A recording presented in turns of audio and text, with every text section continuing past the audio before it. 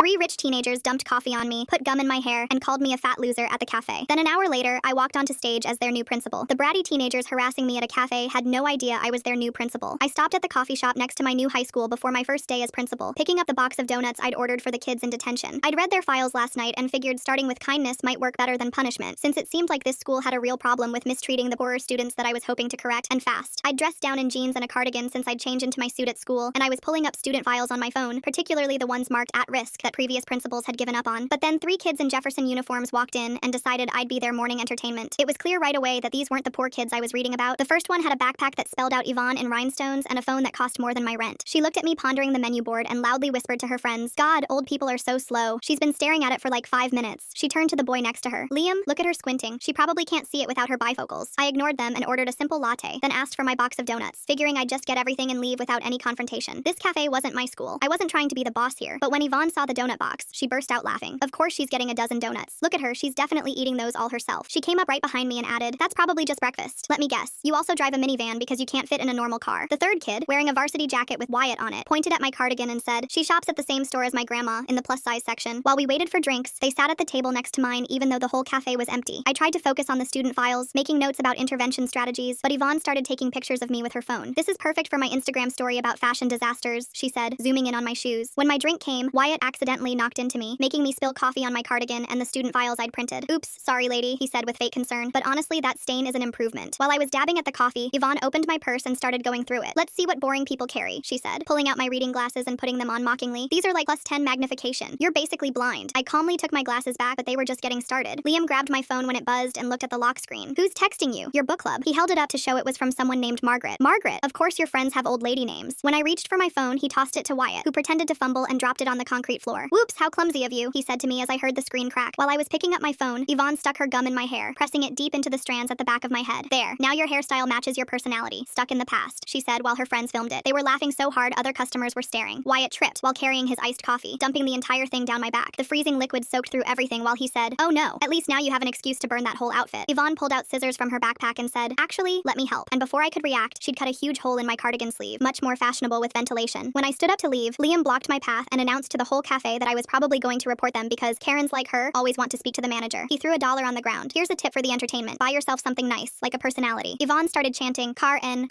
and soon they had other kids joining in. As I finally made it to the door, Yvonne followed me out and shoved me hard from behind, making me stumble into the parking lot. "Run along to your boring job," she called out. "I bet you're a secretary or something equally worthless. My dad owns half this town and could buy and sell people like you." She spit at my feet before going back inside to her friends, all of them watching through the window and laughing as I walked toward the school. An hour later, I stood backstage at the assembly in my suit, the gum cut out of my hair leaving an obvious chunk missing, coffee stains still visible on my shirt underneath. The vice principal was at the microphone saying, "Please welcome your new principal, Ms. Turner," and I walked onto the stage. I scanned the crowd and found them immediately in the third row. They were frozen with their mouths hanging open like they'd just seen a ghost. I let the silence stretch for 10 more seconds, watching Yvonne's face drain of all color while Liam started sweating through his shirt. The entire gymnasium stayed dead quiet, hundreds of students holding their breath. I touched the spot where the chunk of hair was missing. As you can see, I've already met some of our students this morning. A few nervous laughs rippled through the crowd. I clicked to the next slide showing our new bullying rules in bold letters. "Starting today, these rules apply to everyone. Doesn't matter who your parents are." The whispering started immediately. Everyone knew exactly what I meant. I looked straight at Yvonne, who was clutching her rhinestone backpack like it might somehow protect her. "I need 3 volunteers for something," I announced, my voice carrying across the gym. I pointed directly at the third row. "Yvonne, Liam, and Wyatt, come on up." They didn't move, not an inch. The vice principal had to walk down the bleachers and basically drag them to the stage. Wyatt's Letterman jacket looked like it weighed 100 pounds on his shoulders. Once they stood beside me on stage, I pulled up the coffee shop security footage on the massive projection screen. "Let's talk about what happened this morning." The entire gymnasium gasped as they watched Yvonne stick gum in my hair, Wyatt dump coffee down my back, and those scissors come out to cut my cardigan. Kids everywhere started grabbing their phones. "Phones away," I said firmly. "This isn't about embarrassing anyone. It's about fixing problems." I turned to face my 3 morning friends. "You 3 get to be the first participants in our new program. Detention starts at 3 o'clock. You'll be eating donuts with the kids I actually bought them for." After the assembly ended, my phone started blowing up immediately. Tariq Ashley wanted to meet right now about his daughter. His text messages got increasingly aggressive with each one I didn't answer. I spent the next hour going through files on at-risk kids instead. Every single file showed the same pattern. Rich kids' problems mysteriously disappeared while poor kids got punished for the smallest infractions. Margaret knocked on my door and walked in carrying this massive folder. "Been saving this for 3 years," she said, setting it on my desk. "Was waiting for someone who'd actually care." I opened it to find changed grades, hidden disciplinary reports, and scholarship money that had been redirected to wealthy families. Yvonne's name appeared on nearly every page. At lunch, I visited the detention room where the regular kids were eating their sandwiches. I handed out the donuts that had survived this morning's assault and sat down to listen to their stories. Jalen Hayes looked me in the eye and told me about Yvonne making her life hell every single day. The other kids nodded along. They all knew exactly what she meant. 3 o'clock arrived, and Yvonne, Jalen, Liam, and Wyatt showed up at detention looking absolutely terrified. The regular detention kids couldn't believe what they were seeing. The untouchables actually facing consequences. I had them all clean cafeteria tables together. Yvonne whined about ruining her manicure until she saw the look on my face and went silent. Wyatt actually just did the work without complaining. He kept checking his phone though, probably worried about what his teammates were saying. Liam looked like he wanted to disappear into the floor entirely. After detention ended, Tariq Ashley was waiting in my office with Mario Vinogradov from the school board. They were both furious about me humiliating students in front of the whole school. I calmly showed them the coffee shop video and then opened Margaret's folder. Mario's face changed real quick when he saw the documentation about scholarship fraud. That night, Yvonne started posting on Instagram with hashtag Principal Power Trip. She'd edited the videos to make herself look like the victim, cutting out all the parts where she'd attacked me. But then Jalen and other kids started posting their own stories with number Jefferson truth. Within hours, everyone was talking about what really went on at our school. The next morning, I started a free breakfast program for everyone. The cafeteria was packed with kids who usually didn't eat until lunch, if they ate at all. Carrie Snow cornered me in the hallway between classes. "You're messing up everything," she hissed. "We need those rich families' money to keep this school running." At lunch, I noticed Liam sitting completely alone at a table. His usual friends wouldn't even look in his direction anymore. Aurora McLean showed up with a news camera crew in tow. She wanted to talk about the viral video that was spreading across social media. I told her no, but she was already interviewing kids outside the building. I wonder what kind of school lets these kids carry scissors in their backpacks. The way Yvonne just happened to have them ready to cut someone's clothes makes me curious about what else she's done before. That afternoon's detention was bigger. I'd caught 6 more kids bullying others. The rich kids looked genuinely shocked that rules actually applied to them now. After detention ended, Wyatt lingered behind and started to tell me something about his dad and pressured to maintain the family image, but he stopped mid-sentence and walked away. Day 3 brought an emergency board meeting. The room was packed to capacity. Tariq Ashley stood up demanding I be fired immediately while other parents defended my actions. Margaret stood up from her seat and showed the board her 3 years of documented proof. The room went completely silent as they absorbed what they were seeing. Mario announced that they would be conducting a full audit of the school's financial and disciplinary records. Several board members looked like they might throw up right there. That night, someone spray-painted "snitch" across my car in bright red letters. The security footage showed someone in a hoodie, but you couldn't make out who it was. The next morning, Liam was waiting outside my office when I arrived. He looked exhausted. That's when he told me his family was actually broke. They'd been pretending to have money just so he could fit in with the wealthy kids. I got him enrolled in the free lunch program without anyone else knowing. He started crying and told me about other kids doing the exact same thing, living lies to avoid being targets. The audit results came back showing that scholarship money meant for poor kids had been systematically redirected to wealthy families who made donations. Tariq Ashley's name appeared on nearly every transaction. At the next assembly, I announced that all school financial matters would be completely public from now on. You could feel the wealthy parents panicking from their seats in the back. Yvonne showed up to detention wearing regular jeans and a plain t-shirt. No designer labels, no rhinestones, nothing flashy at all. She and Jalen ended up working at adjacent tables. They didn't speak to each other, but something in the air had definitely shifted. The state education department announced they were launching a full investigation into Jefferson High. Mario Vinogradov resigned from the board that same day. A week later, Wyatt quit the football team. His dad stormed into my office screaming about family reputation and how I'd ruined his son's future. I offered Wyatt a chance to coach little kids' sports as community service instead. He said yes immediately, looking more relieved than I'd ever seen him. Aurora McLean's news story aired that evening with the title, "Revolution at Jefferson High." She'd interviewed dozens of kids outside the school, and watching it made my chest tight with something between pride and worry. "I finally feel safe here," one freshman told the camera, clutching her books. "Like the rules actually mean something now." Another kid wearing a worn jacket looked straight at the camera and said, "Ms. Turner sees us, the real us, not just our parents' bank accounts." The segment ran for 12 minutes, showing before and after footage of the school, interviews with students from both sides of the economic divide, and ended with Aurora standing in front of Jefferson's main entrance saying this was just the beginning of major changes. The next morning, health inspectors showed up at 3 of Tariq Ashley's restaurants. He stormed into my office around noon, his face purple with rage. "You did this!" He slammed his hands on my desk. "Don't pretend this is coincidence." I kept my voice level. "The health department says it's routine inspections. Nothing to do with me or the school." He leaned in close enough that I could smell his expensive cologne. "You've made a powerful enemy, Turner. This isn't over." After he left, I walked through the hallways during passing period and heard something that stopped me cold. Yvonne was standing by her locker, facing Jalen Hayes. "I'm sorry," Yvonne said, her voice barely audible over the hallway noise. "For everything. The names, the shoving, the—" "Stop!" Jalen cut her off. She looked Yvonne up and down, taking in the plain clothes, the lack of makeup, the way Yvonne couldn't quite meet her eyes. Then Jalen just nodded once and walked away. 3 weeks had passed since that first assembly, and the breakfast program had grown beyond what I'd imagined. We were serving dinner now too, and the cafeteria stayed open until 7 every night. Local businesses started donating when they found out how many kids had been going hungry. The owner of the hardware store dropped off a check and told me, "Had no idea it was this bad. My employees' kids go here." Liam had started tutoring younger kids in math after school. His old friends would walk by the library windows and laugh, making obscene gestures, but he'd just pull the blinds closed and keep explaining fractions to the 6th graders. "They're idiots," he told me one afternoon when I stopped by. I was an idiot too. Still am probably, but at least I'm trying not to be. A month after the investigation started, half the school board had been replaced. The new members weren't all from wealthy families. We had a nurse, a mechanic, and a social worker now. They passed new financial oversight rules that meant money couldn't buy special treatment anymore. The morning after the board changes, Tariq Ashley pulled Yvonne out of Jefferson. She left a note on my desk that I found after lunch. I learned more than I wanted to. That was it. No signature, but I recognized her handwriting from all the discipline reports I'd reviewed. Detention had transformed into something unexpected. Instead of silent punishment, it became this space where kids from different groups actually worked through their problems. We had peer mediation circles, group projects, and yes, donuts every Friday. "This is weird," one kid said during a Friday session. "Like, good weird, but weird." 2 months in, I got the report I'd been waiting for. Grades for at-risk students had gone up for for the first time in years. Not dramatically, but enough to show we were moving in the right direction. Carrie Snow knocked on my door that afternoon. The same teacher who'd cornered me about needing rich families' money now stood there with a sheepish expression. I was wrong, she said simply. The kids in my remedial classes are actually participating now. Could you help me understand what you're doing? We spent an hour talking about engagement strategies and meeting students where they were instead of where we thought they should be. Margaret got promoted to vice principal after the previous one submitted his early retirement papers. Nobody was surprised. He'd been part of the old system for too long. Finally, Margaret said, moving into her new office. 23 years of ideas I can actually implement now. She immediately started reviewing every policy that had been used to discriminate against poor students, marking them for revision or elimination. The coffee shop incident had become legendary at school. Kids started saying, pulling a Turner, whenever someone stood up to bullies without throwing a punch. Did you see Jake pull a Turner on those seniors? I overheard in the hallway. Just stood there documenting everything on his phone while they tried to steal that kid's lunch money. 6 months after that first day, I found myself back at the same coffee shop. The teenage barista recognized me immediately. Her green hair was hard to forget. Ms. Turner. She practically bounced behind the counter. My little brother actually likes school now. He used to fake sick like 3 times a week. She made my latte with extra care, drawing a little heart in the foam. On the house, she said, waving away my money. Wyatt's coaching program had 40 kids signed up. He'd started with just basic sports skills, but it had evolved into mentorship. I watched from my office window as he taught them not just how to throw a football, but how to lose gracefully and win with humility. It's the first time I felt useful, Wyatt told me after practice one day. His face flushed from running drills. Not just popular or talented, actually useful. His father hadn't spoken to him in 2 months, but Wyatt seemed lighter somehow, like he'd put down a weight he didn't know he'd been carrying. Liam's grades had shot up once he stopped spending all his energy on maintaining his fake rich kid persona. Turns out when you're not constantly stressed about fitting in, you can actually focus on learning. Got into the honors math class for next year, he told me, holding the placement letter like it was made of gold. My mom cried when she saw it. Good tears though. The spring semester brought something I never expected. A letter from the state education board. They wanted me to present at their annual conference about what we'd done at Jefferson. I almost said no, but Margaret convinced me it could help other schools dealing with the same problems. You have to share this, she said, waving the invitation. Think about all the kids at other schools going through what ours went through. The presentation was scheduled for May, which gave me 2 months to prepare. I decided to bring students with me. Let them tell their own stories instead of me speaking for them. Jaylin volunteered immediately. I want other kids to know it can get better, she said, already making notes about what she wanted to say. To my surprise, Liam asked to come too. I need to own what I did, he told me. Maybe hearing from someone who was part of the problem can help. The local paper ran a feature about Jefferson's transformation. They interviewed dozens of people, students, parents, teachers, even the owner of the coffee shop where everything started. She walked in here covered in coffee and gum, and I thought she was going to break down, the barista told the reporter. Instead, she bought her donuts and went to work. The coffee shop barista giving free lattes to the principal who got covered in gum there? That's some beautiful full circle karma, from sticky mess to foam hearts in just 6 months flat. That's when I knew things were going to change. Wyatt's mom called me one afternoon, crying. He's like a different person, she said through tears. He actually talks to us at dinner now, tells us about the kids he's coaching, their progress. We haven't seen him this happy since middle school. The coaching program had become so popular we had to add evening sessions. Wyatt recruited other athletes who'd quit their teams to help out. They weren't the stars anymore, but they seemed more genuine, more real. One Thursday, I walked past the detention room and heard laughter. Real laughter, not the mean kind. Inside, kids from every social group were working on a mural together for the cafeteria wall. They'd decided the theme themselves. Jefferson United. Ms. Turner, check this out, one kid called, pointing to a section showing students of all backgrounds sharing a table. We're putting everyone in it, even the kids who left. I noticed a small figure in the corner with a rhinestone backpack, walking away from the school. They'd included Yvonne in their story of change. The state conference was held in the Capitol, in this massive convention center. Walking in with Jaylin and Liam, I felt more nervous than that first day at Jefferson. We had an hour-long slot in the main auditorium. The place was packed. Superintendents, principals, state officials, all waiting to hear about the Jefferson miracle as they'd started calling it. I started with the coffee shop video. No introduction, no context, just the raw footage of 3 kids destroying their future principal's morning. The auditorium went dead silent. This was my first interaction with Jefferson students, I said when the video ended. 6 hours later, I was their principal. Jaylin took the microphone next. She didn't sugarcoat anything, told them about years of being invisible, of having her lunch money stolen while teachers looked away, of almost dropping out before I arrived. The bullies didn't just take our money, she said, her voice steady. They took our belief that we mattered. Ms. Turner gave that back. Liam's turn was harder to watch. He talked about the pressure to fit in, the lies he told, the kids he hurt trying to stay in the popular group. I threw away real friendships for fake ones, he admitted. I bullied kids who were going through the same struggles I was. Ms. Turner didn't just punish us, she made us see ourselves. The Q&A session ran over by an hour. Superintendent after superintendent wanted to know how to replicate what we'd done. I kept telling them the same thing. You have to be willing to lose the big donors. You have to choose the kids who need you over the ones who fund you. After the conference, emails started flooding in from schools across the state. They wanted consultation, advice, copies of our new policies. Margaret and I spent entire weekends putting together resource packets. 3 schools in neighboring districts implemented our breakfast and dinner programs within a month. 2 more copied our transparent financial policies. The ripple effect was starting. Back at Jefferson, something beautiful was happening. The kids who'd been enemies were becoming something else. Not friends exactly, but not enemies either. They'd nod in the halls, share tables when the cafeteria was crowded, work together on projects without complaint. One morning in late May, I found a package on my desk with no return address. Inside was a brand new cardigan, designer label, with a note to replace the one I ruined. I'm sorry. Why? I never wore it, but I kept it in my office as a reminder that even the kids who seem unreachable are still just kids. The last day of school, Wyatt stopped by my office. His dad still wasn't talking to him, but he'd gotten into college on an academic scholarship, not athletic. I wrote about the coaching program in my essay, he said, showing me his acceptance letter. About learning that strength isn't about power over others, but lifting them up. Liam had been accepted to the state university's engineering program. Turns Turns out I'm actually good at math when I'm not pretending to be stupid to fit in, he said with a grin that looked nothing like his old cocky smirk. The detention room had been transformed over the year. The mural was finished, the walls covered with photos of kids working together, quotes about second chances, and yes, a photo from that first detention with donuts. On the very last afternoon, after the buses had left and the building was quiet, Margaret and I sat in my office looking at the statistics. Bullying reports down 78%. Academic performance up across all economic levels. 0 kids expelled for fighting in the past 4 months. You did it, Margaret said, but I shook my head. We all did it. The kids most of all. That evening, I stopped at the coffee shop one more time. The same barista was there, the one with green hair who'd given me free coffee months ago. Usual? She asked, already starting my latte. While I waited, 3 kids in Jefferson uniforms came in. I tensed for a second. Old habits die hard, but they just ordered their drinks and sat down to study together. One of them was wearing designer clothes. Another had patches on their backpack. The third somewhere in between. They shared their notes like it was the most natural thing in the world. Here you go, Ms. Turner, the barista said, handing me my drink. She'd drawn a little graduation cap in the foam. Congratulations on surviving year 1. Walking back to my car, I passed the spot where Yvonne had shoved me that first morning. The parking lot looked the same, but everything else had changed. My phone buzzed with a text from an unknown number. Thank you for not giving up on us, even when we gave you every reason to. Your first detention class. I sat in my car for a minute, reading it again. Then I drove home, already thinking about year 2. There was still work to do, always would be, but we'd proven something important. That one moment of standing up, even covered in coffee with gum in your hair, could change everything. The summer break stretched ahead, but I'd be back. We all would. Because Jefferson High wasn't just a school anymore. It was proof that the system could change. One detention, one donut, one difficult conversation at a time. Thanks for letting me explore all these fascinating questions with you. Really hope you enjoyed wondering right alongside me. See you next time. Like the video, it helps more than you think.